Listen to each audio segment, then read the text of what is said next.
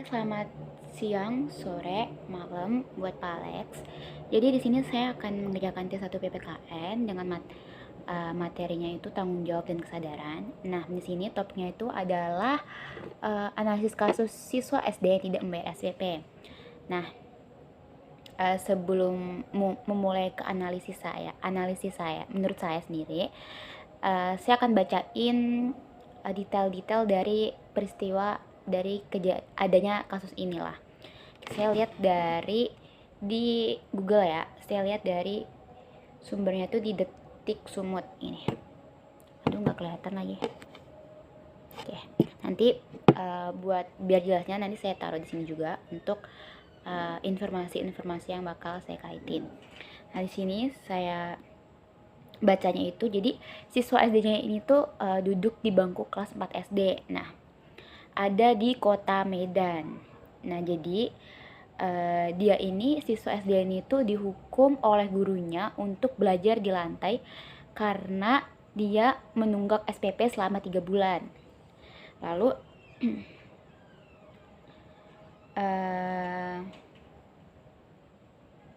di sini tertera bahwa kejadiannya itu ada di mana ya, di hari Rabu tanggal 6 Januari masuk sekolah. Lalu 3 hari itu dia memang duduknya di lantai tanpa pengetahuan saya. Itu ucap dari orang tua siswa SD ini. Jadi siswa SD ini tuh sudah duduk di lantai tersebut dari 3 hari yang lalu. Tapi siswa itu tidak ngomong ke orang tuanya lah. Orang tuanya mengatakan bahwa wali kelas ini membuat peraturan jika siswa yang belum mengambil raport tidak boleh mengikuti kegiatan belajar mengajar. Dari sini saya bisa menyimpulkan bahwa harusnya adanya komunikasi antara wali murid dengan guru agar tidak terjadinya kesalahpahaman. Jadi harus ada komunikasi yang baik antara wali murid dan gurunya tersebut agar jika terjadi kayak gini tuh tidak ada konflik lah istilahnya kayak gitu. Lalu di sini orang tua di berita ini orang tuanya menjelaskan. Jadi ini kata orang tuanya. Jadi gini ceritanya, saya memang belum melunasi uang SPP awalnya, tapi wali kelasnya itu kan membuat peraturan kalau sudah terima rapot baru muridnya bisa mengikuti pelajaran sebutnya. Peraturan itu kemudian diketahui dibuat sendiri oleh wali kelas tanpa sepengetahuan kepala sekolah. Lalu anak siswa ini sendiri belum bisa mengambil raport karena masih menunggak uang sekolah selama 3 bulan. Jadi guru wali kelas ini membuat peraturan tanpa adanya sepengetahuan dari kepala sekolah. Jadi gitu ya guys. Jadi gitu. Lalu orang tua dari siswa ini mengaku sudah berkomunikasi dengan wali kelas jika dia belum bisa datang ke sekolah. Dirinya berniat menjual handphonenya agar bisa melunasi uang sekolah kedua anaknya di sekolah itu. Anaknya yang satu lagi disebut tidak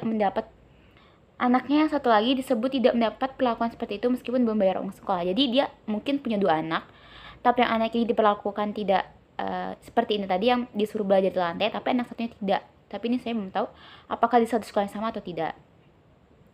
Lalu saya sudah koordinasi hari Selasanya. Saya bilang, ibu izin saya belum bisa datang. Itu ternyata kemarin saya mau sempat jual HP untuk bayar uang sekolah biar anak dapat ambil raport. Itu ucap dari orang tua siswa ini. Dia mengaku mengetahui jika anaknya duduk di lantai berawal dari anaknya yang tidak mau berangkat ke sekolah pada Rabu. Jadi tadi kan tanggal 6 ya di awal. Lalu anak siswa kelas 4 ini tidak mau berangkat ke sekolah di hari Rabu tanggal 8 itu. Lalu ibunya meminta agar anaknya pergi duluan dan akan menyusul untuk membayar uang sekolah. Anaknya kemudian menceritakan jika dia malu duduk di lantai beberapa hari ini karena belum mengambil raport. Dari situlah kemudian Kamila datang ke sekolah. Jadi dari kejadian itu anaknya ini berani lah untuk ngomong ke orang tuanya. Lalu orang tuanya dan anaknya berangkatlah ke sekolah. Terus anak saya bilang gini, janganlah ma, ayolah datang ke sekolah. Saya malu loh ma, asik duduk di semen aja dari pertama masuk. Jadi anak ini merasa malu lah karena dia duduk di lantai sendiri sedangkan teman-temannya tuh di kursi gitu. Lalu orang tua ini menghubungi wali kelas anaknya untuk memastikan informasi dari anaknya. Wali kelas membenarkan hal itu dan ngotot jika aturannya anak tidak bisa mengungkapkan pelajaran jika tidak mengambil raport. Mengetahui hal itu, Kamel kemudian datang ke sekolah dan melihat langsung anaknya duduk di lantai saat belajar. Kamel, orang tua ini mengaku miris saat melihat anaknya duduk di lantai. Miris hati saya, kok kecewa kali, saya kan dari awal sudah izin, kenapa duduk di semen juga. Setelah sempat mempertanyakan soal anaknya duduk di lantai, Kamel seminggu kemudian diajak ke kantor. Wali kelas tersebut tetap kekeh dengan sikapnya. Pihak kepala sekolah mengatakan tidak ada membuat aturan seperti itu. Jadi adanya miskomunikasi antara wali kelas, kepala sekolah, dan wali murid sendiri, karena wali kelas membuat aturan yang tidak diketahui oleh si kepala sekolah ini sendiri. Lalu orang tua ini mengaku sudah memohon, apalagi dirinya saat itu sudah sakit, suami dia sedang sendiri bekerja sebagai tukang bangunan. Uang sekolah anaknya di SD itu sebesar 60.000 per bulan. Jadi uang SPP-nya itu 60.000 per bulan, dia nunggak 3 bulan berarti 180.000. Kedua anaknya yang sekolah di SD itu sama-sama menunggak uang sekolah selama. Oh, berarti dua-duanya itu ada di sekolah yang sama, tetapi yang di lantai itu hanyalah anak kelas 4 SD ini.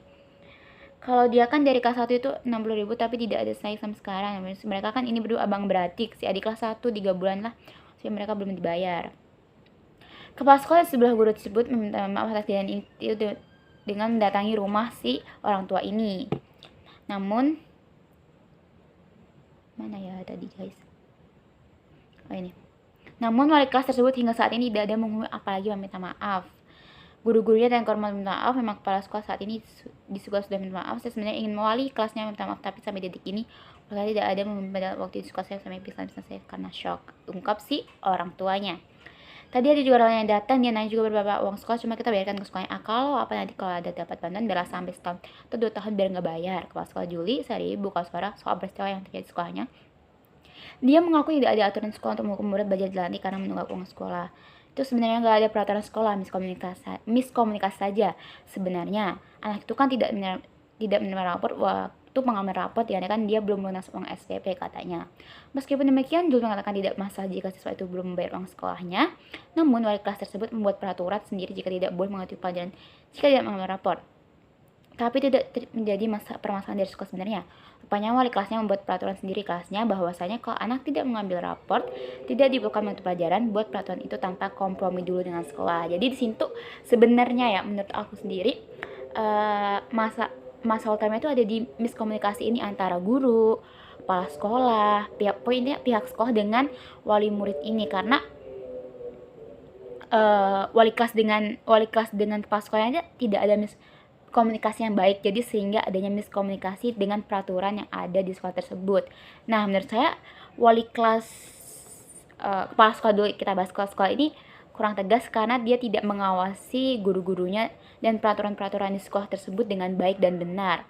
Bahwasanya ada peraturan yang dijalankan tidak sesuai dengan ranah dari sekolah tersebut. Lalu untuk wali kelas sendiri, seharusnya wali kelas ini tidak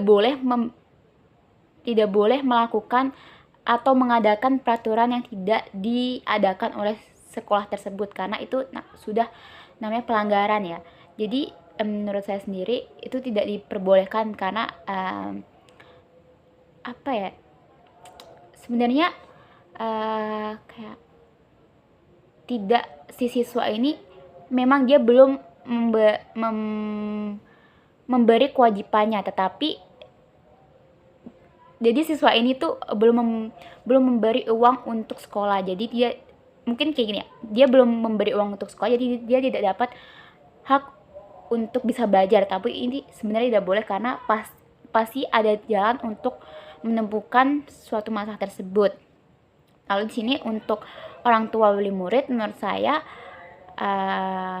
komunikasinya sudah bagus, tetapi harusnya ada upaya atau tindakan untuk dia bertanya ke anaknya lah. Ini kayak komunikasi orang tua dengan anaknya ini kurang, karena juga anaknya pun takut untuk ngomong ke orang tuanya bahwasanya dia diperlakukan seperti itu di sekolah, dan dia baru ngomong itu di hari 2 hari setelahnya lah istilah, atau 3 hari setelahnya gitu. Jadi harus ada komunikasi antar anak dan orang tua juga. Nah, di sini menurut saya harus adanya sebuah bantuan dari pemerintah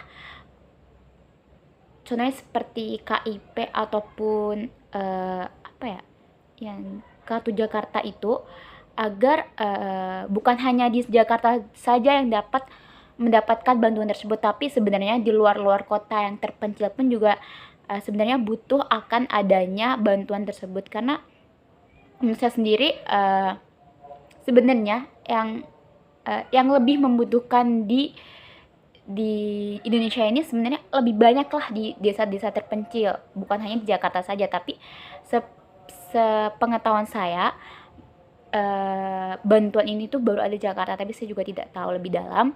Jadi sebaiknya menurut saya pemerintah ini juga memberikan sebuah bantuan kepada siswa-siswi yang kurang mampu dalam membayarkan SPP ataupun uang sekolah tersebut. Jadi begitu saja menurut saya. Jadi menurut saya harusnya adanya komunikasi antar sekolah dengan wali murid, dan juga adanya bantuan dari pemerintah untuk siswa-siswi yang kurang mampu. Begitu saja. Terima kasih.